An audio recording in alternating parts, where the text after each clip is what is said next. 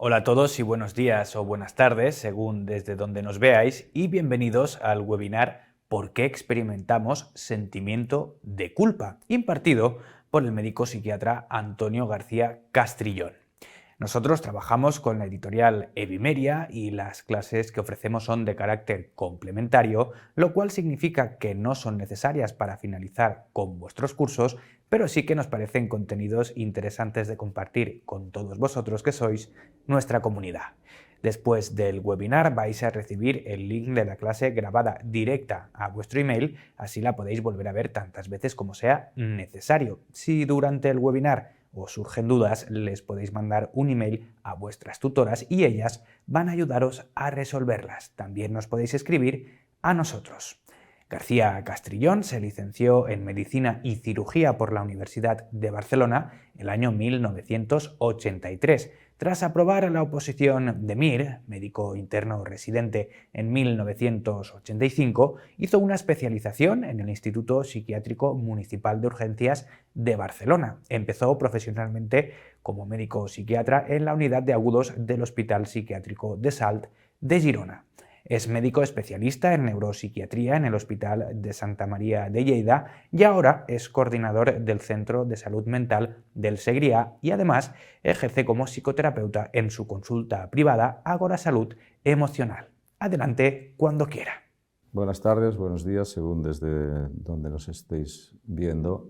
Hoy el tema que vamos a hablar es el tema de la culpa. En realidad, ¿por qué experimentamos el sentimiento de culpa? La culpa es esa carga pesada que todos hemos experimentado alguna vez o muchas veces a lo largo de nuestra vida. Es un condicionante muy importante del ser humano.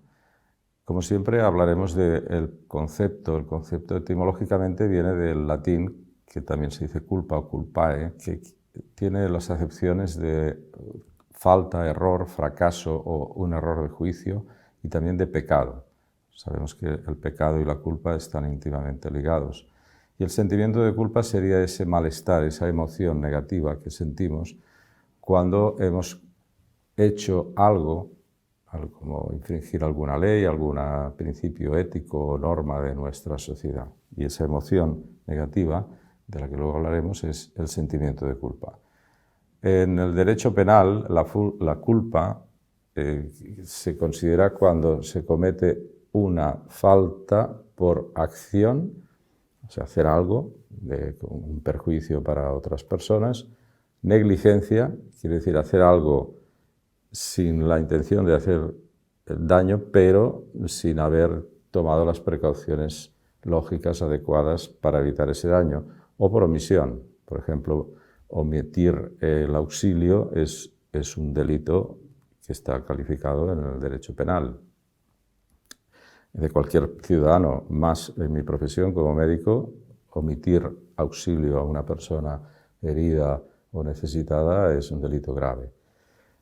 Aquí hay un punto que es importante resaltar, que en el principio jurídico de culpa implica, para que haya culpa y sea imputable el individuo, tiene que haber lo que se llama dolo. Dolo es la intención de hacer daño. Si no hay intención de hacer daño, no hay culpa. Dicen nullum crimen sine culpa. Sabéis que el derecho utiliza muchas frases latinas porque procede del derecho romano. Es decir, si no hay dolo, intención de hacer daño o imprudencia, lo que decimos, la negligencia, no hay delito, no se puede imputar al individuo. Por ejemplo, para que se entienda, si yo voy conduciendo a la velocidad correcta y se atraviesa un peatón que sale detrás de otro coche aparcado y yo lo atropello, obviamente yo no soy el culpable, yo soy el causante del accidente, pero no hay dolo, no hay intención de hacer daño. Luego yo tengo que asumir mi responsabilidad, pero no sería imputable. La culpa tiene una función adaptativa en las sociedades, obviamente. El sentimiento de culpa sirve para ajustar y reparar, para coordinar las conductas, para que haya una cierta armonía, para no transgredir las normas o códigos de cada grupo social, que también cambian con el tiempo y con las culturas, y eso permite que haya una cierta convivencia, o sea, una convivencia sana. Si no hubiera ese sentimiento, las sociedades serían mucho más caóticas de lo que ya lo son. Entonces, ese sentimiento es cuando por esa acción o omisión, o a veces solo un simple pensamiento, nosotros nos autojuzgamos, hacemos lo que se llama un autojuicio moral, y entonces de alguna manera nos autocondenamos y nos castigamos, ¿eh? Sentimos esa rabia, esa ira contra nosotros mismos. La conciencia moral. ¿Qué es la conciencia moral? La conciencia moral son los estándares de comportamiento que predominan y guían a las personas para que puedan vivir siempre de manera cooperativa de grupo. Es lo que comentábamos antes. Tiene que haber una conciencia moral en una sociedad que no es que esté escrita, pero se sobreentiende, y esa es la que regula las interacciones entre los individuos de esa sociedad. Y esta conciencia moral, que serían estas normas, valores, suelen inculcarse ya desde la infancia, sobre todo a nivel de la escuela, en el seno de la familia y en cada sociedad. Y obviamente, en función de la época, la sociedad que es, sobre todo la religión que predomina en esa sociedad, pues esas normas y valores serán unos u otros, serán más intensos, más estrictos, y lo que en una sociedad puede ser una norma infranqueable, inviolable, en la otra no tiene ninguna importancia. Entonces, el objetivo de estas normas muchas veces es reprimir deseos, iniciativas libertarias. De alguna manera, cuando las normas, la conciencia moral es muy estricta, se utiliza para el control, para controlar a la población, sobre todo desde la religión, desde la política, incluso desde los medios de comunicación. Luego veremos la culpa. La culpa es ese arma de control de masas más poderosa que hay. Entonces, cuantas más intensas y rígidas sean esas normas, pues el sentimiento de culpa será más intenso.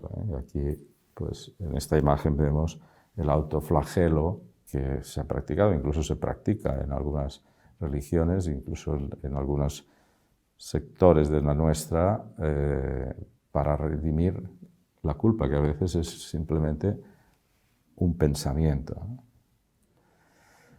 Recordemos toda la época oscura, la Edad Media, la época de la Inquisición, donde esas normas eran extremadamente estrictas. Todo era culpa, todo era pecado, y la mínima transgresión de una norma, el castigo era severísimo, ¿no? Con la tortura, la hoguera, etc. Entonces se vivía con el miedo permanente, con el sentimiento de culpa. Recordad, pues, que en la religión católica hay un concepto que es el pecado original. De hecho, dice que en la religión católica tú ya naces pecador, ya eres culpable, solo por nacer. Entonces, eso ya orienta un poco el sentido de esta religión, ¿no? Pero claro, el sentimiento de culpa es una cosa subjetiva, es cómo te sientes tú. Y obviamente, como cada persona es un mundo, depende de cada persona. Básicamente depende de la personalidad de ese individuo, y lo que hablábamos antes, del contexto biográfico, hasta de su género. No es lo mismo un hombre que una mujer. Una mujer se puede sentir culpable por cosas y por lo mismo un hombre no, sobre todo en sociedades machistas. Por ejemplo, la infidelidad. La infidelidad, incluso en épocas pretéritas, estaba hasta penada por ley en la mujer y no lo estaba en el hombre. Entonces, cualquier acto de infidelidad en la mujer se puede sentir mucho más culpable que en un hombre, y eso es cultural. No es justo, pero es cultural. Entonces, también la edad, lo que a lo mejor a un niño no le genera ningún sentimiento de culpa, pues a una persona adulta sí, porque lo valora de otra manera, etc. Entonces, la personalidad, por ejemplo, en psiquiatría, hay uno de los trastornos de la personalidad, que hablamos en otra clase, es el psicópata o trastorno antisocial de la personalidad, que son personas que no son casi incapaces de sentir ese sentimiento de culpa. Lo que diríamos son personas incapaces de sentir remordimiento. Entonces, actúan por sus intereses, lo que ellos quieren, sin tener en cuenta las consecuencias. O otro extremo de personalidad serían los obsesivos, perfeccionistas, que se juzgan muy severamente a sí mismos, y cualquier acto que realicen que no sea perfecto, pues ya se sienten culpables, se juzgan y se culpabilizan. Como decíamos, la culpa es el arma más poderosa, y lo que genera el sentimiento de culpa es miedo, es decir, la angustia y ira, la ira contra uno mismo, hasta el punto que en psiquiatría, cuando vemos enfermos con depresión, la depresión grave que llamamos depresión mayor, cuando aparecen pensamientos delirantes, delirante quiere decir exagerado, patológico, y sin contacto con la realidad, sentimientos delirantes de culpa, el riesgo de suicidio es enorme. Entonces siempre nos alerta cuando un enfermo depresivo empieza a hablar de culpa. Hemos visto casos de gente que se sentía culpable hasta de las desgracias del mundo, hasta de las guerras, y un 15% acaban en suicidio. A otro nivel, la culpa se utiliza mucho para manipular. Los grandes manipuladores utilizan el chantaje emocional. El chantaje emocional no es más que intentar que tú te sientas culpable por no hacer lo que yo quiero que hagas o por no dejar de hacer lo que yo quiero que dejes de hacer. Entonces hay verdaderos maestros en el chantaje emocional que manipulan a la gente de su entorno, a la pareja, a los hijos, los padres, amigos, hermanos, etc. Entonces hablamos de la culpa desadaptativa. Hemos dicho que hasta cierto punto un cierto sentimiento de culpa, moderado, coherente, proporcionado, es bueno, entre comillas, para la regulación de las relaciones entre los individuos de una sociedad, pero cuando es desproporcionada, incongruente, cuando es exagerado, entonces llegamos a trastornos emocionales, ya entramos en el terreno de lo patológico. Por ejemplo, hay gente que se siente responsable de que sus seres queridos sean felices, y si no lo están porque están enfermos o porque tienen algún problema y no podemos resolverlo, esa persona se siente terriblemente culpable. Esto lo vemos bastante en la consulta. Entonces, como decíamos, el sentimiento de culpa es una interpretación subjetiva, es lo que tú piensas de aquello que has hecho, dejado de hacer o de la negligencia que hayas podido cometer. Y esa interpretación dará el grado de ese sentimiento. Será nimio, liviano o será grave e intenso, según lo que tú piensas. Y eso nos lleva a que se puede tratar la culpa desadaptativa. Se puede, mediante la psicoterapia, que sobre todo la cognitiva, la que es capaz de hacernos cambiar la manera de pensar que tenemos sobre las cosas que hacemos o las que dejamos de hacer. Porque, como ya decía los estoicos, esta frase que es de Epicteto, decía, no nos afecta lo que nos sucede, sino lo que nosotros nos decimos acerca de lo que nos sucede. O sea, en realidad, el sentimiento de culpa no surge por lo que hemos hecho o dejado de hacer, sino porque lo que nosotros pensamos de eso. Y eso es modificable. La culpa desadaptativa, lo que hablábamos antes, sería lo que también podemos llamar la vergüenza. Y aquí vemos unas ciertas diferencias. Culpa es, me siento culpable ante algo que he hecho. Concretamente de un hecho concreto me puedo sentir culpable, puedo pensar yo he hecho algo mal, he hecho esto mal. Pero la vergüenza es cuando por haber hecho eso mal yo me descalifico, yo ya me etiqueto, ya me juzgo y me digo soy mala persona porque he hecho algo mal. Claro, tú puedes haber cometido un acto, te haberse equivocado con mayor o menor dolo, pero eso no te califica como persona. Si llegamos ya a calificarme y decir soy mala persona porque he hecho eso, es lo que se llama la vergüenza, que es mucho más devastadora que el sentimiento de culpa. Entonces, perdón. ¿Cómo afrontamos el sentimiento de culpa? Pues aquí habría 5 ideas que pueden ayudar. Lo primero, identifica cuál es el pensamiento que te está haciendo sentir culpable. Como decíamos, el sentimiento de culpa viene de lo que tú estás pensando. Pues yo estoy pensando que esto que he hecho es terriblemente malo o lo que sea. Luego acepta que te puedes equivocar, que errar en humano est y corregir es de sabios, ¿eh? Y que cuando corrijo, cuando acepto el error, digo, pues me he equivocado en esto, entonces y lo corrijo, estoy aprendiendo, estoy creciendo como persona. Luego expresa cómo te sientes. El sentimiento que te está generando es bueno que lo verbalices. Pues siento angustia, siento tristeza, siento ira, rabia, cabreo contra mí mismo. Dilo. Y luego discúlpate. Pedir. Yo aquí matizo, me gusta hacer este matiz siempre, que es preferible no decir perdóname, sino es mejor decir lo siento. ¿Por qué? Parece una tontería, pero tiene un significado. Cuando tú dices perdóname, esto viene del concepto perdóname, perdonar, viene del latín perdonare, que quiere decir continúa dándome, permanece dándome. Es como si rogaras, ¿y qué es lo que estás pidiendo? Sígueme queriendo, por favor.